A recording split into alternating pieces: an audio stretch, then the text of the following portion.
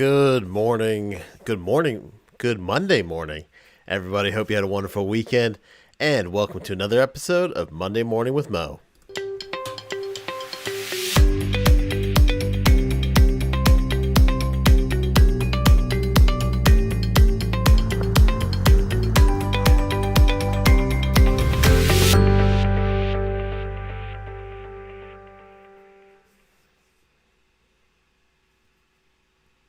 Happy Monday morning out there. I am attorney Mo DeWitt, and this is Monday Morning with Mo. If you haven't joined us before, every Monday morning at 8 a.m., we answer your legal questions. So that's what we're here for. So thank you for joining us. I hope everyone out there had a good Father's Day weekend to all the fathers, and a happy belated Father's Day to all the fathers, and a good weekend in general. I got to see my dad a little bit, which was nice. Unfortunately, he was in a car accident, a pretty bad car accident last week. So it was nice to be able to see him and hang out with him. He's still in rough shape, but he's doing okay.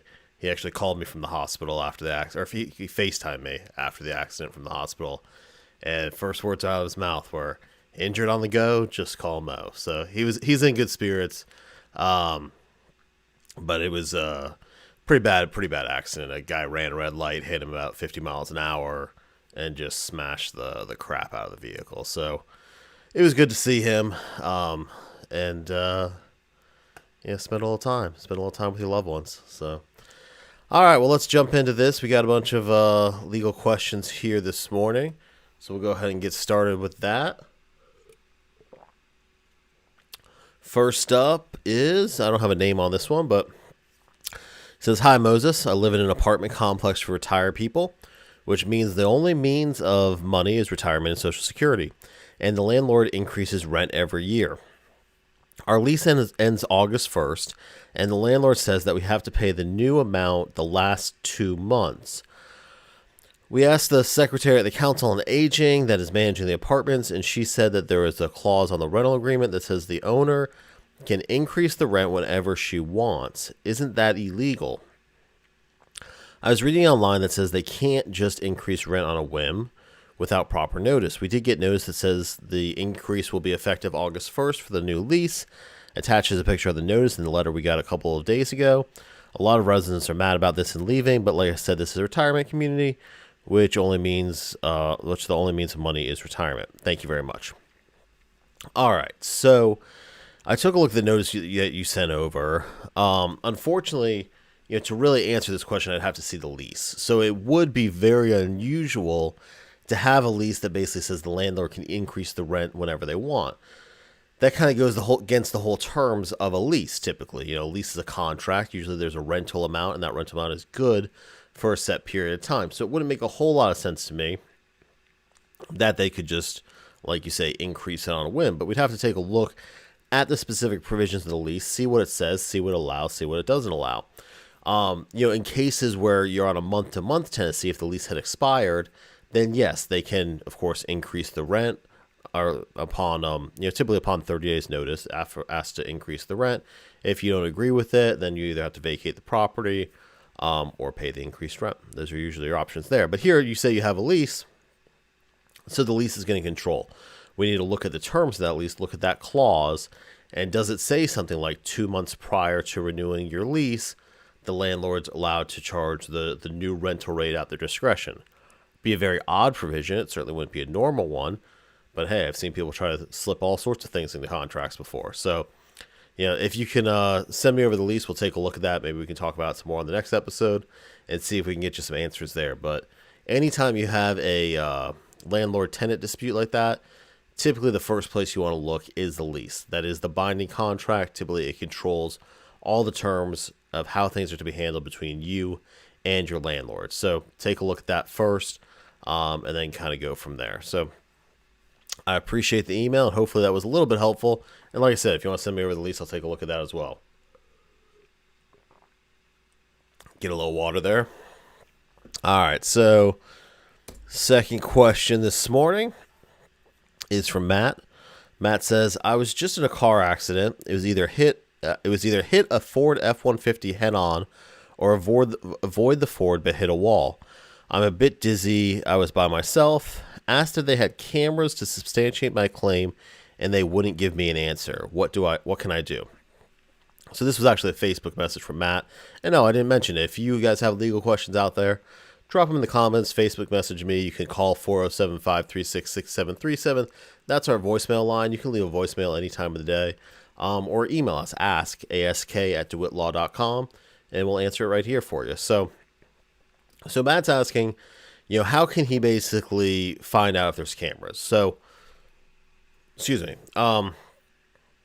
First thing you want to do is figure out, I would need to know where the accident occurred. So if there's, street cameras, toll cameras, red light cameras, things like that, you're going to want to contact the agency that controls them, depending on what city or county you're in, and send them what we call a spoliation letter. The same thing applies that if there's businesses in the area, if there's businesses, car dealerships, fast food drive-through, anything like that may have cameras, you want to send them what we call a spoliation letter that basically says, hey, please preserve the evidence from this date and time. And that legally requires them to preserve that evidence from the date and time specified in the notice. And that's very important because at this point in time, before filing a lawsuit, you may not have a legal right to ask for the footage, to ask for the video, but you can ask them to preserve the video. So you want to go ahead and do a full investigation, see what video camera footage is out there, and make sure it's preserved. Now, I've told this story before on the Soul Brother Kevin show, where this is actually a buddy of mine's case. He had a guy calling from the hospital. It was a homeless individual who said that he was, sleeping in a parking lot, and a monster truck, as he described it, was jumping in the parking lot and landed on his legs and broke both legs. And my buddy kind of thought the guy was crazy. He wasn't really sure what was going on. He went down to the hospital, met with the guy, and sure enough, he had 2 broken legs. So he went over to the parking lot to see, what could possibly be going on. What's this monster truck he's talking about?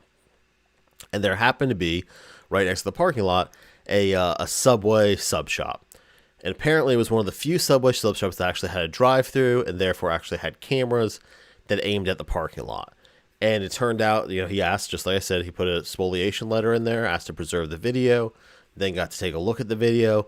And it turned out that one of the Road Ranger vehicles was just jumping over the little parking lot median things, between areas. I guess for fun, they were bored.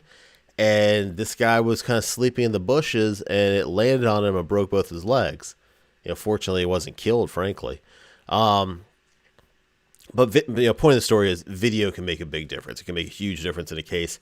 Had they not found that video in that case, possibly no one would have ever believed the guy. But it certainly would have been his word against the Road Ranger's word. And hate to say it, but they probably would have found the Road Ranger more credible without that video. So yeah, you definitely want to do an investigation. Make sure you preserve the video right away as soon as possible. And the way you do that is, provide spoliation letters to all those businesses. Make sure you send it certified mail so you can confirm receipt. Typically, we send it regular and certified mail just to make sure they get it. And that way you have the video so you can show what happened in that accident. So happy to help you with that, Matt, and thank you for the question. Let me get a little water here before we go to the next one. Loving all the questions this morning, too, so definitely keep them coming if you guys have them. Always feel free, just to even Facebook message me, like I said. It doesn't have to be a formal email or anything. But you're welcome to do it whatever way is easier for you. All right, so next up we have Mark. Mark says, hey, Mo, sorry to bother you. I just had my boss single me out in front of 20 of my peers in a meeting and asked me if I had been vaccinated. I recorded the entire conversation on my phone. Can he do that? Doesn't HIPAA apply to this? So this is a great question. We were getting a lot of this during the, when the pandemic was kind of in full swing.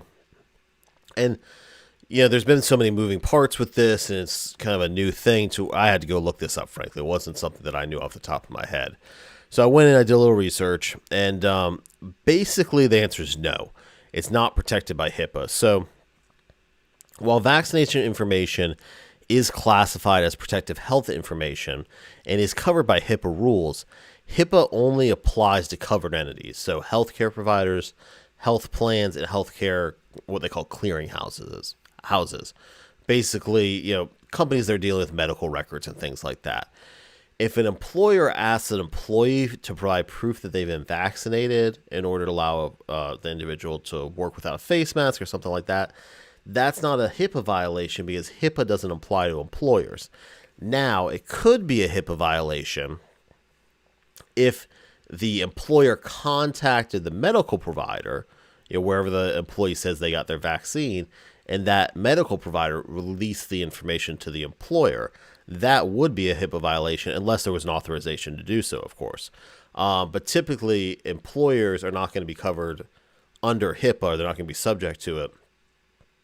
So that's not going to be a HIPAA violation there. So a little complicated, a little weird, I know. But that's, from my research, that's where the law currently stands. So it doesn't sound like it's a HIPAA violation. It sounds like the employer can ask you that. And that's that, I guess. So if you guys have any other questions, let me know, and we'll answer them for you. So, all right, next up we got last one of the morning. Last one this morning is Nate. Nate says, "Hey man, I have a quick question. I'll skip over that part. My former business partner would like to work for me, but has very recently gotten a DUI. He has obtained his hardship license, but I would like to know what he would need as far as documentation in case he gets pulled over to let officers know he's working for me." All right, so a hardship license is a driver's license. If you don't know, and hopefully you've never gone through this, so you don't know, but a hardship license is a driver's license under which driving privileges are limited to any driving necessary to maintain a livelihood, including driving to and from work, necessary on the job driving, driving for educational purposes, and driving for church and medical purposes. So typically you get that kind of license if you, like in this case, if you get a DUI and your driver's license is suspended, you can apply for a hardship license if you qualify. So here you're basically saying, okay, he wants to work for me. He's got a hardship license, but what would he need to show if he's pulled over while on the job? I'm assuming, whatever type of employment this is, you're driving to and from jobs. So, I'd have to dig in to see if there's actually any legal precedent as far as what documentation you actually need. But I would guess that what you would probably need is some sort of, if you had work orders showing that you're headed to a certain address, something along those lines, so that you can show that it's necessary on the job driving. So for instance, if you're an AC technician, you're driving to your next job, you have a work order showing the address of the job. If you get pulled over, the officer can very well verify, hey, here's the work order, and you're within route on that job, in the area. It kind of makes sense that that's where you're headed. Now, kind of a separate issue, you may have a heck of a time getting this person insured on your business policy if they're going to be driving to and from jobs. So you probably want to look into that and check that out before you make a deal with them where they're going to be working for you, because you may not even be able to get insurance for them to actually drive on the job. So that could be a completely separate issue. But it sounds like the hardship license could possibly allow them to do that kind of necessary on the job training, on the job driving, as they call it. So that is it for this morning. Hope you guys have a great week. Again, hope you had a great weekend, and we'll try to pop in with a few more Facebook Lives this week, have a little fun with it. Maybe we'll actually get to go on the Soul Brother Kevin show this week. It's been 2 weeks since we've been on there. But assuming we will be on there, I'm fingers crossed we'll be on there. It's Friday at 7, so hope you guys will join us for that. And like I said, we may even pop on for a few other Facebook Lives. So have a great week. Take care. If you need me, you know how to find me. And stay safe out there. Have a good one.